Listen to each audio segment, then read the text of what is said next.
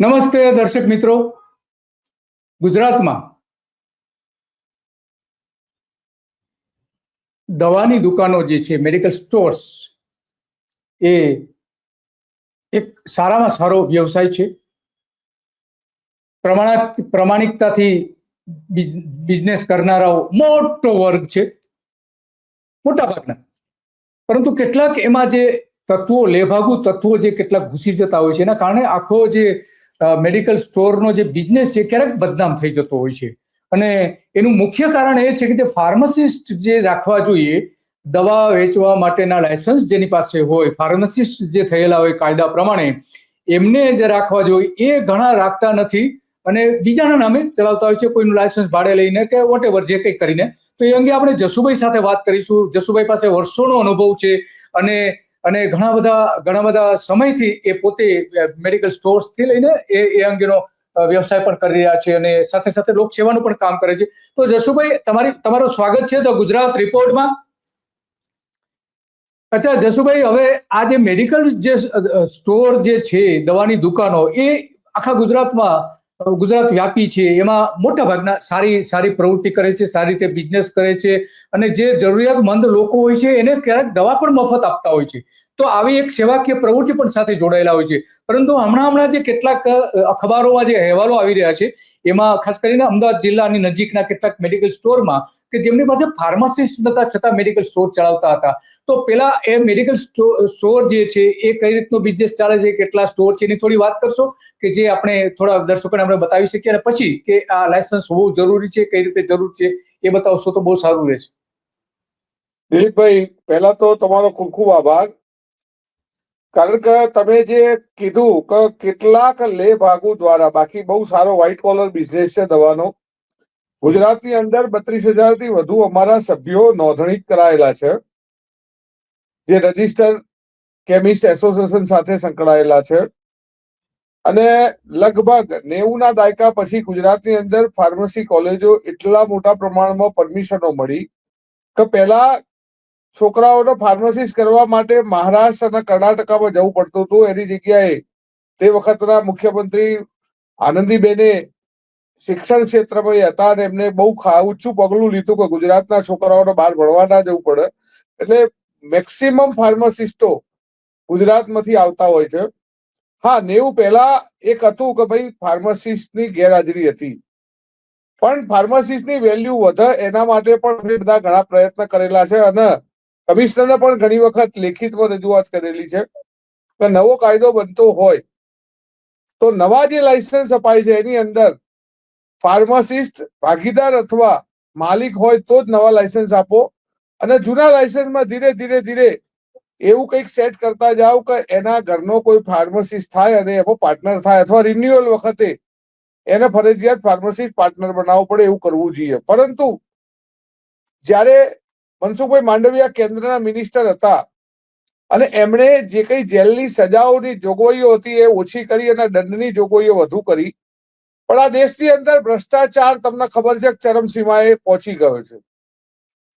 આજે સામાન્ય ટ્રાફિકના કાયદામાં પણ ફેરફાર કરે અને દંડની જોગવાઈ વધુ કરે એટલે ભ્રષ્ટાચાર વધી જતો હોય છે. અહીંયા પણ એવા કેટલાક લેભાગુ, જેમ આજે ઘણા બધા ડુપ્લિકેટ ઇન્કમટેક્સ ઓફિસરે મળ્યા, ડુપ્લિકેટ CBI ઓફિસરે મળ્યા, એમ ડુપ્લિકેટ ડ્રગ ઇન્સ્પેક્ટરો પણ આવી બધી વસ્તુઓની અંદર નાના વેપારીઓના તોડ કરશે. ચોક્કસ મેં 2 દિવસથી છાપામાં જોયું કે કેટલાક સ્ટિંગ ઓપરેશન થયા બોટાદ જેવા નાના ગામની અંદર.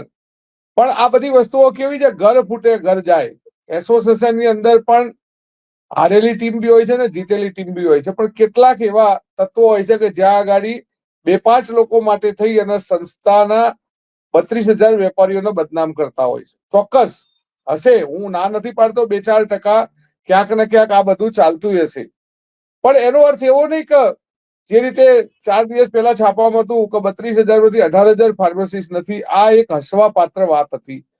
આજે ખરેખર જો ચેકિંગ કરવું હોય તો જે ગેરકાયદેસર ઓનલાઈન જે સરકારે પરમિશન નથી આપી, એ ગેરકાયદેસર ઓનલાઈન ની અંદર જે ખોટા વેપાર થઈ રહ્યા છે, આજે નશાની દવા હોય, એમટી પીલ હોય, આ બધું ખુલ્લેઆમ એની અંદર ચાલી રહ્યું છે. ત્યાં કોઈ તપાસ નથી કરતું, કોઈ સ્ટિંગ નથી કરતું. શેડ્યુલ કે નો કાયદો જયારે દેશ આઝાદ થયો એ પહેલાનો છે કે જ્યાં આગળ ફાર્માસિસ્ટોની સંખ્યા ઓછી હતી, ગામડે ગામડે મેડિકલ સ્ટોર્સ ઓછા હતા, તો ડોક્ટરો દવા રાખી શકતા હતા અને એ ડિસ્પેન્સ કરી શકતા હતા. આજે ડોક્ટરોએ ડોક્ટરની પ્રેક્ટિસ કરતા દવાનો વ્યવસાય મોટો બનાવી દીધો છે કે જે કાયદેસર ખોટું છે, કારણ કે એ મફત દવા આપી શકે છે, રજીસ્ટર એ ડિસ્પેન્સ કરી શકે છે, નહીં વેપાર. આજે ખુલ્લેઆમ દવાખાનાઓની અંદર એટલા મોટા પ્રમાણમાં નજીકના એક્સપાયરીના ઇન્જેક્શનોથી માંડી જેનરિક દવાઓ લાવી અને પેશન્ટોની ઉપર ન જરૂરિયાત એવી એન્ટીબાયોટિકનો મિસયુઝ થતો હોય છે. ત્યાં આગળ આવા કોઈ સ્ટિંગ ઓપરેશન કેમ નથી થતા? ઓનલાઈન ગેરકાયદેસર એના ત્યાં કેમ તપાસ નથી થતી? અને આજે વ્હાઇટ કોલર બિઝનેસ, હા હું ખોટું નથી કહેતો કે 97% વેપારીઓ બહુ સાયરલથી સાદી રીતે બિલથી ખરીદી બિલથી વેપાર કરે છે. 3% હિસાબે ગુજરાતનો ફાર્માસિસ્ટ બદનામ થાય. આમ જોવા જાવ તો ફોરેનની અંદર ફાર્માસિસ્ટની વેલ્યુ છે. કેમ છે કે ભાઈ ત્યાં આગળ ફાર્માસિસ્ટે ડોક્ટરે ખાલી પ્રિસ્ક્રિપ્શન જ લખવાનું છે, બાકીની બધી જવાબદારી ફાર્માસિસ્ટની હોય છે અને એને એનો બહુ મોટો ચાર્જ મળતો હોય છે ને એની વેલ્યુ બી ત્યાં છે કે 1 કલાકના $60 પગાર મળે છે. આજે અહીંયા ફાર્માસિસ્ટની કોલેજો ખૂબ હોવાથી જે ખરેખર ફાર્માસિસ્ટની જરૂર છે કે ભાઈ જ્યાં મેન્યુફેક્ચરિંગ દવા થતી હોય, જ્યાં આગળ સેલ્સમેન MRO હોય, ત્યાં આગળ ફાર્માસિસ્ટને જો જોબ માટેની પ્રોસેસ કરવામાં આવે, કારણ કે દવા બને છે એ ફાર્માસિસ્ટની દેખરેખ વેચાય છે. કાયદો એવું કે છે, જે રીતે મેં જોયું કે ભાઈ કેટલીક જગ્યાએ પોલીસ વાળાએ જઈને દુકાન બંધ કરાવી. પોલીસના કોઈ રાઈટ જ નથી કે દવાની દુકાને જઈ શકે. પોલીસે કોઈ પણ વસ્તુની તપાસ કરવા જવું હોય તો સ્થાનિક ડ્રગ ઓફિસમાંથી ડ્રગનો એક ઓફિસર એમની સાથે હોય તો જ એ ખરેખર એની તપાસ કરી શકે. પણ આજે વેપારી કાયદાકીય રીતે બિચારો ડરેલો હોય છે એટલે સહકાર આપે છે. સહકાર આપે છે એનો અર્થ એવો નહીં કે કાયદાનો ભંગ કરી રહ્યો છે. અને એટલા માટે પણ એક કોઈ પણ પોસ્ટ પોલીસ વાળો આવે કે ડ્રગ ઇન્સ્પેક્ટર, એનું રિસ્પેક્ટ આપવું એ વેપારીની ફરજ છે. પણ એ જયારે પોલીસ વાળા હોય કે ડ્રગ ઇન્સ્પેક્ટર, આજે ડુપ્લિકેટ એટલું બધું ચાલી રહ્યું છે બધી વસ્તુમાં કે જ્યાં આગળ પોલીસ વાળા બી ડુપ્લિકેટ હોય અને ડ્રગ ઇન્સ્પેક્ટર ડુપ્લિકેટ હોય, ત્યાં ખરેખર જયારે તપાસ કરવા જાય ત્યારે પોલીસ વાળા હોય કે ડ્રગનો ઓફિસર હોય સાથે હોય તો એને એનું આઈડેન્ટિટી પહેલા બતાવવું જોઈએ કે ભાઈ હું આ અધિકારી છું અને આ ઓફિસમાંથી આવ્યો છું.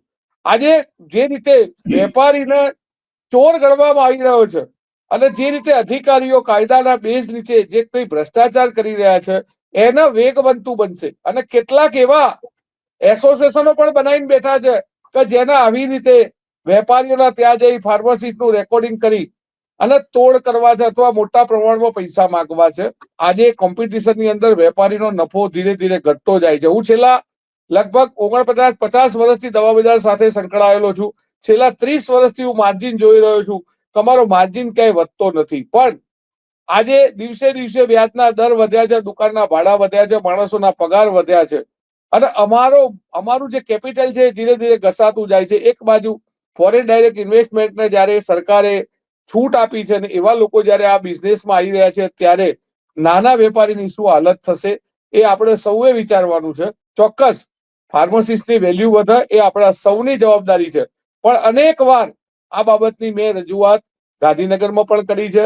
ડ્રગ કંટ્રોલ ઇન્ડિયાને પણ અમે all India chemist and druggist association, જે અમારું 12.5 લાખ કેમિસ્ટોનું એસોસિએશન છે, એને પણ જણાવેલું છે કે ભાઈ નવા કાયદામાં જો ફાર્માસિસ્ટની વેલ્યુ વધારવી હોય તો ખરેખર પાર્ટનર અથવા પ્રોપરાઇટર પાર્ટનર હોય તો જ નવો લાયસન્સ આપો, જેથી કરી અને આમ નસબંધી પણ થશે. દવાના વ્યવસાયમાં લોકો સારા લોકો આવશે, ભણેલા લોકો આવશે, જેથી કરી આ સ્પુરિયસ દવાઓ ડુપ્લિકેટ જે કંઈ મોટા પ્રમાણમાં જે થતું હતું એની ઉપર ખૂબ મોટો કંટ્રોલ આવશે. આજે બીજા રાજ્યોમાંથી જે રીતે દવાઓ આવે છે અથવા કેટલાક હોલસેલરો બીજા રાજ્યોમાંથી માલ ભેગો કરી અને અહીંયા વધુ ડિસ્કાઉન્ટથી આપી અને કસ્ટમર, આજે દવા કોઈ શોખથી નથી ખાતું અને એ સંજોગોની અંદર આવી ભેળસેળ વાળી દવાઓ ના આવે એ જોવાની જવાબદારી પણ અમારી એસોસિએશનની થાય છે. અમે વારે વારે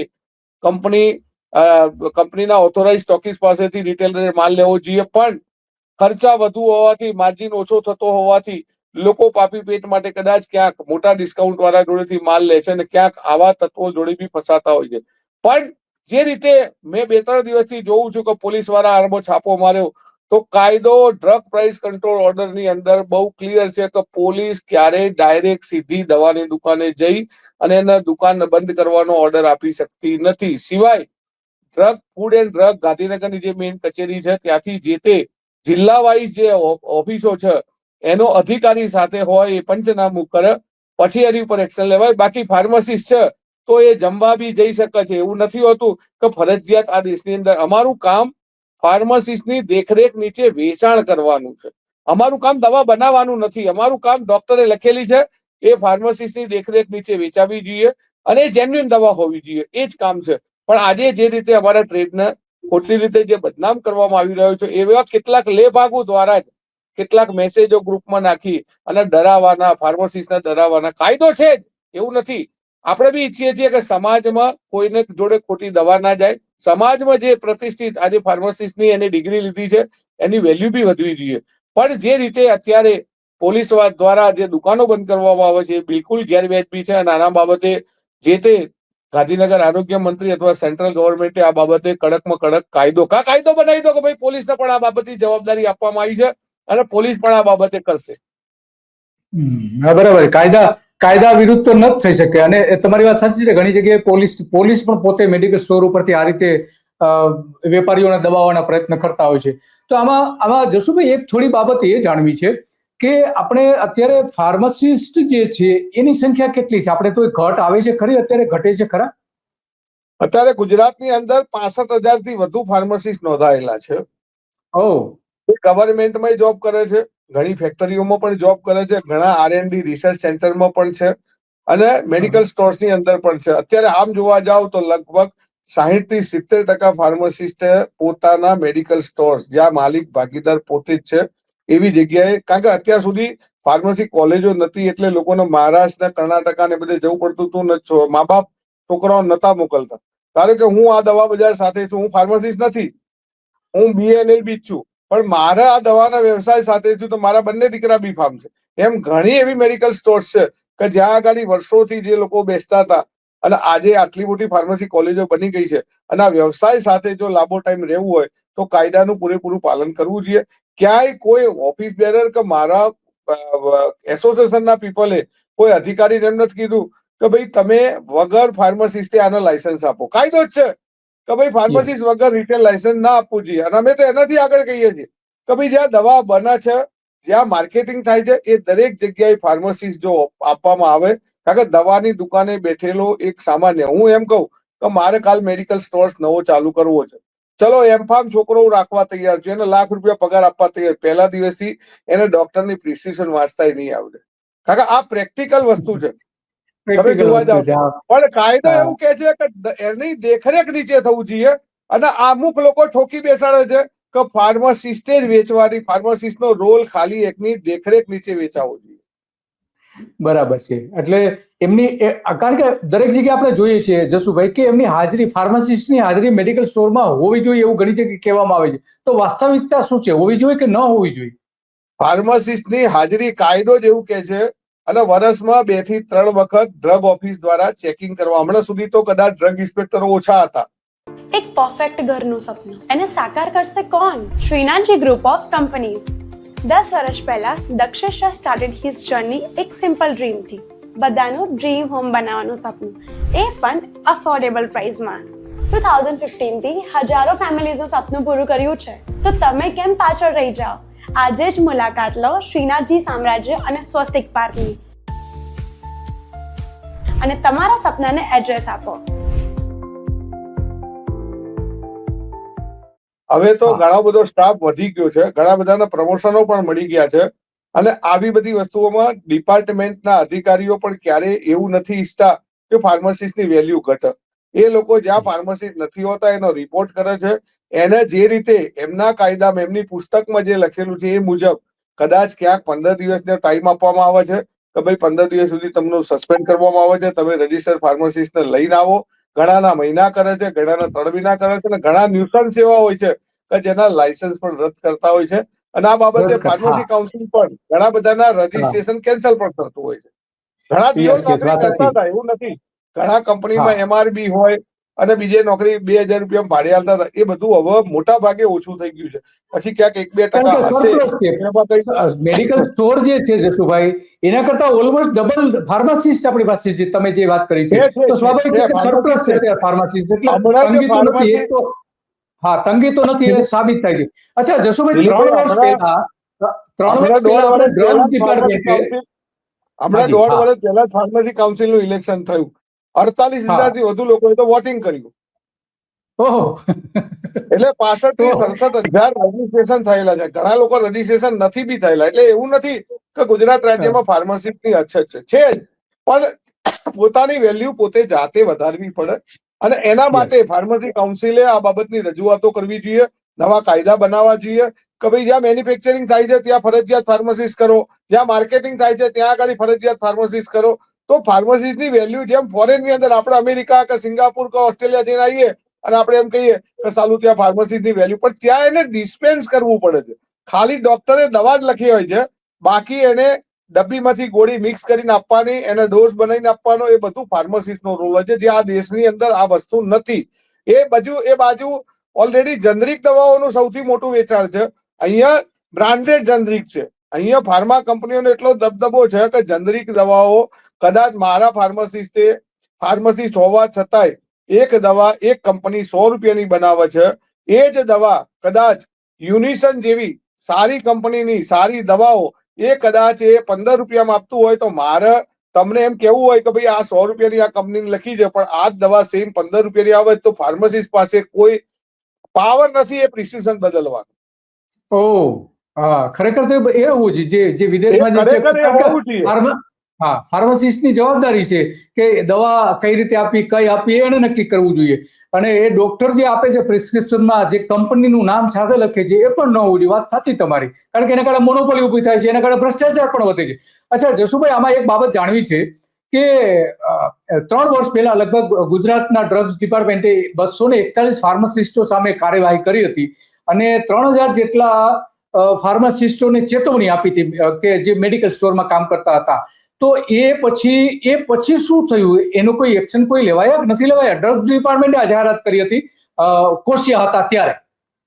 એ જે તે વખતે મેં કીધું ને, કોકનું 5 દિવસ સસ્પેન્ડ કર્યું, કોકનું 15 દિવસ સસ્પેન્ડ કર્યું, કોકનું મહિનો સસ્પેન્ડ કરી. અને આ બધા એક્શન ફાર્મસી કાઉન્સિલે લેવાના છે કે એનું રજીસ્ટ્રેશન રાખવું કે ન રાખવું. કારણ કે એ ગુનો પકડે. હા, ડિપાર્ટમેન્ટ ફાર્મસિસ્ટનું ચેકિંગ કરે છે, પણ જે તે રજીસ્ટ્રેશન, આજે ધારો કે મારો એક મેડિકલ સ્ટોર છે, એમાં કોણ ફાર્મસિસ્ટ કામ કરી રહ્યો છે એ ડિપાર્ટમેન્ટને ખબર જ છે. તો એ જાણ કરે ફાર્મસી કાઉન્સિલ, અને ફાર્મસી કાઉન્સિલ એના રજીસ્ટ્રેશન કેન્સલ કરવાના પાવર છે. બરાબર, આજે કોર્ટમાં કોઈ નથી ગયું ત્યાં સુધી પાવર છે. પણ જે રીતે કેટલાક લેભાગુ તત્વો દ્વારા ફાર્મસિસ્ટને ડરાઈ ધમકાઈ અને એની પાસે મોટી રકમ જે માંગવામાં આવી છે, એનો બી કદાચ એસોસિએશન થોડું કડક થઈ અને આવા લેભાગુ લોકોને ઉઘાડા પાડશે.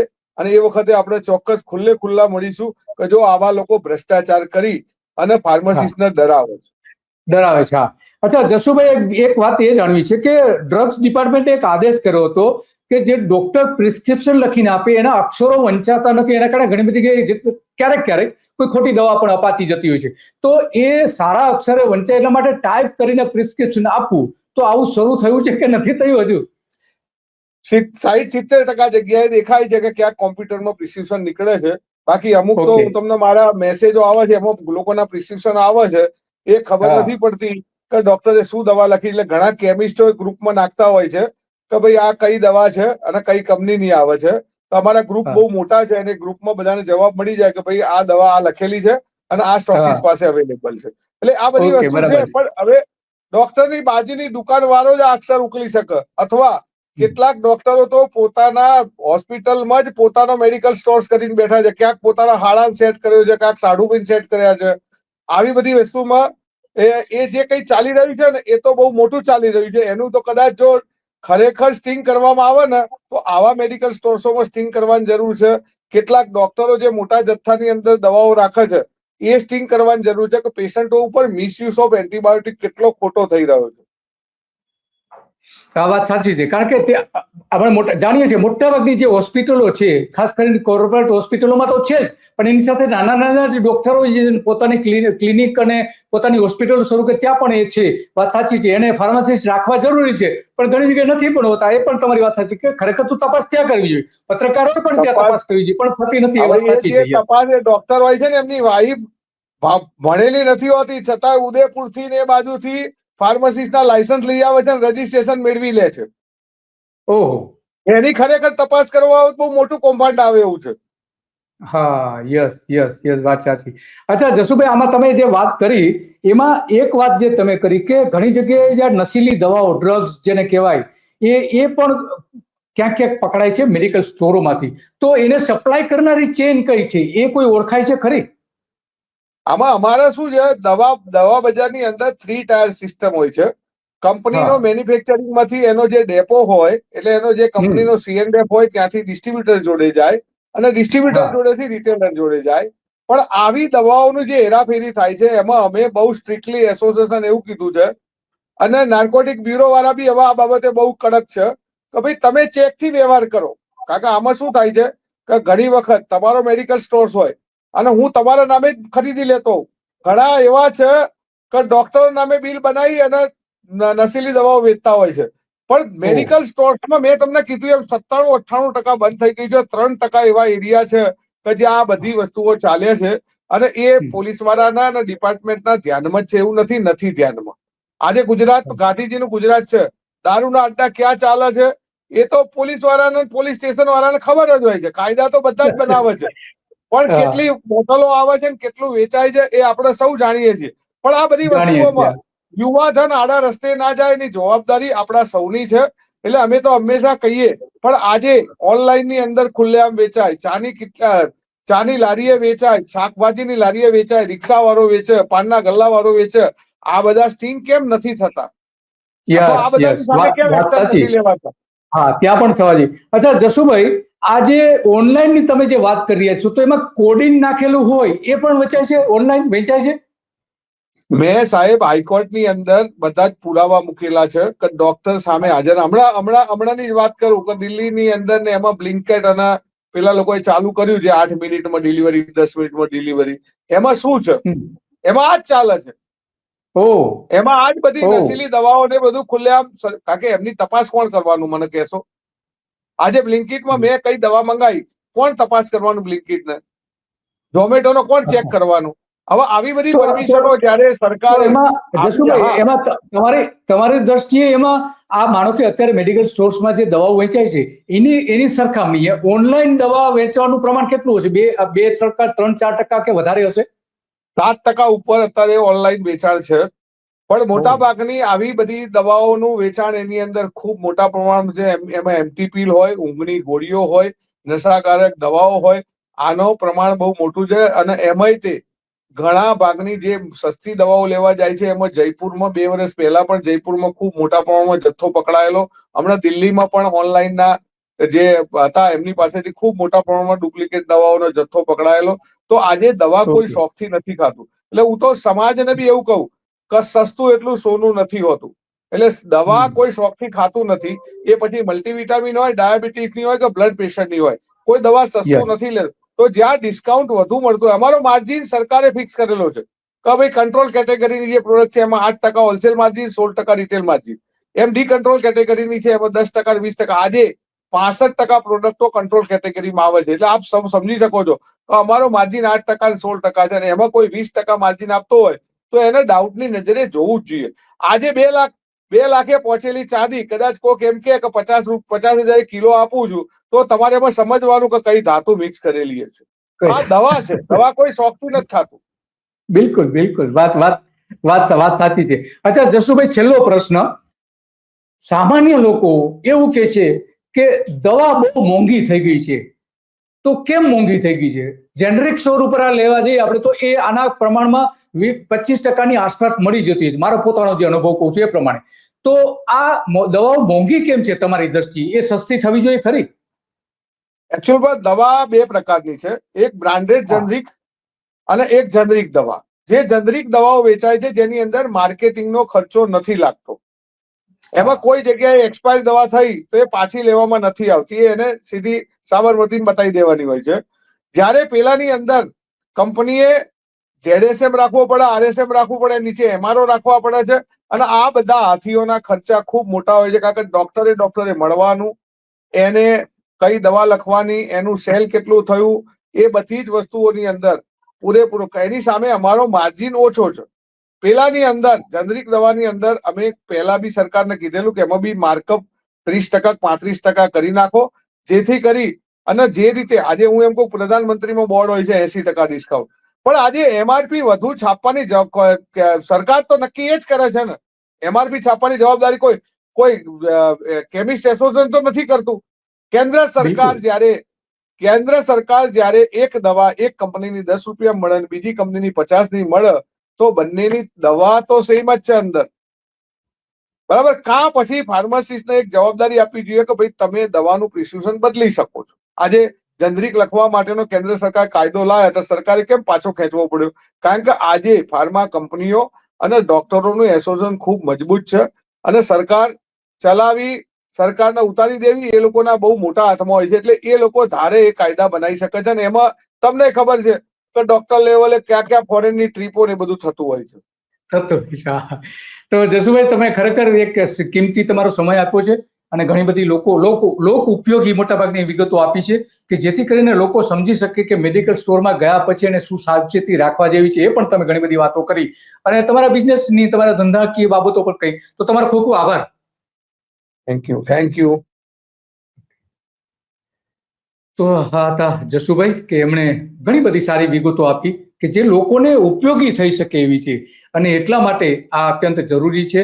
કારણ કે જનતાના આરોગ્ય સાથે ચેડા કરનારા કેટલાક તત્વો, જે જસુભાઈ કહ્યું કે 3% જેવા હોઈ શકે છે, પણ 3% જે છે એ અત્યંત ખતરનાક બની શકે છે, કારણ કે એની પાસે ડ્રગ્સ વેચવા માટેના કોઈ પરવાના નથી હોતા, અને કઈ દવા વેચી રહ્યા છે એને ખબર નથી હોતી લોકોને, અને એટલા માટે એ સૌથી વધારે મહત્વનું બની જાય છે. કારણ કે સ્ટોરમાંથી ગેરકાયદેસર દવાનું વેચાણ થતું હોય એવી રાવ થાય છે, પરંતુ એના માટેની ફરિયાદો કોણ કરે છે? સવાલ એ આવીને ઉભો રહે છે. તો દરેક કેમિસ્ટ પાસે ડોક્ટરનું પ્રિસ્ક્રિપ્શન ફરજિયાત છતાં દવાનું ગેરકાયદેસર વેચાણ થવાની ફરિયાદો પણ થાય છે. તો પ્રિસ્ક્રિપ્શન આપનાર, લેનાર, અને એના માટે ખરેખર તો ગ્રાહકોએ પણ એટલું જ પ્રમાણમાં ધ્યાન રાખવું જોઈએ. પ્રજાના સ્વાસ્થ્ય સાથે જે ચેડા થતા હોય એ અટકાવવા માટે પણ પ્રયત્ન કરવો જોઈએ દરેક બિઝનેસ સાથે જોડાયેલા લોકોએ પણ. અને એન્ટીબાયોટિક જે દવાઓના વેચાણ જે થાય છે એ ડોક્ટરનું પ્રિસ્ક્રિપ્શન હોવું જરૂરી છે, છતાં પણ ઘણી જગ્યાએ નથી એની જરૂર. એમને મેડિકલ સ્ટોરમાંથી આવા જે કેટલાક લેભાગુ તત્વો છે એની બધાની વાત નથી, તો મેડિકલ સ્ટોરની ડિગ્રી વગર દવાનું વેચાણ જે કરનારાઓની છે એમને ખરેખર સરકારે આક્રમક થતી પગલા ભરવા જોઈએ. અને ખાસ કરીને જે હોસ્પિટલો શરૂ કરી છે ડોક્ટરોએ, હમણાં પોતાની કંપની ઊભી કરીને જે હોસ્પિટલો શરૂ કરી છે, એ તમામ હોસ્પિટલોની તપાસ કરવી અત્યંત જરૂરી છે, કે કયા ફાર્માસિસ્ટ કામ કરી રહ્યા છે, કયા સર્ટિફિકેટના આધારે કામ કરી રહ્યા છે. આ અત્યંત બહુ મહત્વનો મુદ્દો જસુભાઈ આપને કહ્યો છે, અને એમાં તપાસ સરકારે તાત્કાલિક ધોરણે કરવી જોઈએ. કારણ કે ડિગ્રી વેચાતી લઈને અહીંયા બેસે છે, એના પત્ની, ડોક્ટરના પત્ની ફાર્માસિસ્ટ થાય છે, સર્ટિફિકેટ લઈ આવે છે, અને મેડિકલ સ્ટોર ચલાવે છે. તો આ અત્યંત ગંભીર બાબત છે, અને એટલા માટે આપણે જાણીએ છીએ કે સરકારે 3 વર્ષ પહેલા જ આપણે જાણીએ છીએ કે 25 ડિગ્રી ડિપ્લોમા ફાર્મસી કોલેજોને મંજૂરી આપી દીધી, લગભગ 1400 બેઠકોનો વધારો કરી આપ્યો છે.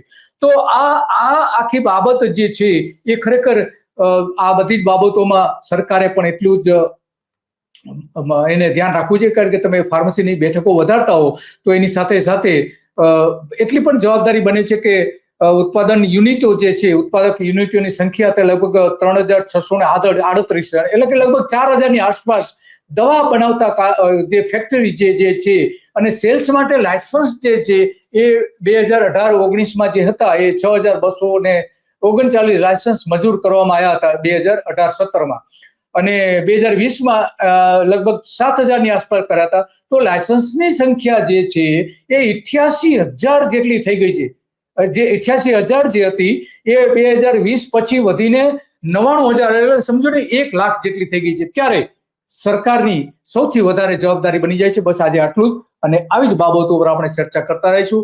જસુભાઈ આપને ઘણી બધી વિગતો આપી, અને એ વિગતોના આધારે દરેક લોકોએ એ પણ જોવું જોઈએ કે એ પોતે કયા મેડિકલ સ્ટોરમાં જઈ રહ્યા છે, ફાર્માસિસ્ટ છે કે નહીં એની તપાસણી કરે. ફાર્માસિસ્ટ પાસે એ ફાર્માસિસ્ટ હોવાનું પ્રમાણપત્ર પણ માંગી શકે છે, ગ્રાહક માંગી શકે છે. પોલીસ જેને માંગી શકતા નથી, પોલીસ દરોડો પણ પાડી શકતી નથી. તો આ બધી જ બાબતો હતી અને એટલા માટે જણાવવું જરૂરી છે કે ઘણી જગ્યાએ ફરિયાદો આવી રહી છે કે મેડિકલ સ્ટોરમાં ગેરરીતિઓ ચાલી રહી છે. પરંતુ જસુભાઈએ કહ્યું ગેરરીતિ કરનારા તત્વો બહુ ઓછા છે. તો આ મૂળ વાત હતી અને આવા જ બાબતો ઉપર આપણે રોજ વાત કરતા રહીશું. લોકોની સમસ્યા, લોકોની જે અસામાજિક તત્વો છે એ કઈ રીતે ચલાવી રહ્યા છે આખું તંત્ર, ગુજરાતનું તંત્ર, એની વાત કરે આપણે સતત કરતા રહીએ છીએ. પોલીસના અત્યાચારોની વાત કરીએ છીએ. કોર્પોરેટ કંપનીઓ જે અત્યાચારો ગુજરાતની પ્રજા પર અત્યારે કરી રહ્યા છે એવું અંગ્રેજની ઈસ્ટ ઇન્ડિયા કંપની કે અંગ્રેજોની એક પણ કંપનીએ કરી નથી. એટલા મોટા પ્રમાણમાં ગુજરાતમાં અત્યાચારો થઈ રહ્યા છે એવી પણ વાત આપણે કરી છે અને કરતા પણ રહીશું. એને કોઈ અટકાવી શકશે નહીં. બસ આજે આટલું જ અને આવી જ બાબતો ઉપર આપણે મળતા રહીશું.